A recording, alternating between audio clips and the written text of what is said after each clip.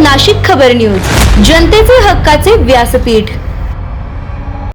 नाशिक तालुक्यातील बांधकाम मजुरांना महाराष्ट्र इमारत व इतर बांधकाम कामगार विभागाच्या मनमानी कारभाराचा मोठा फटका बसत असल्याचे चित्र समोर आले आहे।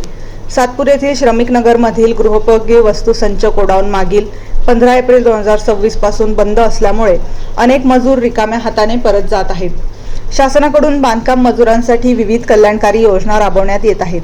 या योजनेअंतर्गत मजुरांना ओळखपत्र मिळवण्यासाठी ऑनलाईन अर्ज, नोंदणी आणि वैद्यकीय तपासणी अशी प्रक्रिया पूर्ण करावी लागते। त्यानंतर त्यांना गृहोपयोगी भांडे संच व बांधकाम सुरक्षा किट देण्यात येते। मात्र प्रत्यक्षात नाशिक तालुक्यात या योजनेच्या अंमलबजावणीत मोठ्या त्रुटी दिसून येत आहेत।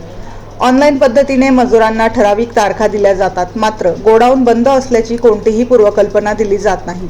त्यामुळे तालुक्यातील तसेच दुर्गम आदिवासी भागातील मजुरांना लांबचा प्रवास करूनही निराश होऊन परत जावे लागत आहे। उन्हातान्हात प्रवास करून वेळ आणि पैसे खर्च करूनही लाभ न मिळाल्याने मजुरांमध्ये नाराजीचे वातावरण आहे। ही योजना मजुरांच्या हाताची असली तरी नियोजनाच्या अभावामुळे त्याचा लाभ योग्य प्रकारे मिळत नाही। शासनाने मजुरांच्या मुलांसाठी शिष्यवृत्ती तसेच जन आरोग्य सेवा कार्डद्वारे कुटुंबाला मोफत आरोग्य सुविधा देण्याची तरतूद केली आहे। मात्र या सुविधांचा लाभ घेताना मजुरांना मोठ्या अडचणींचा सामना करावा लागत आहे। त्यामुळे संबंधित विभागाने या बाबींकडे गांभीर्याने लक्ष देत गोडाऊन तात्काळ सुरू करावे तसेच नियोजनबद्ध पद्धतीने लाभ वितरण करावे अशी मागणी बांधकाम मजुरांकडून केली जात आहे।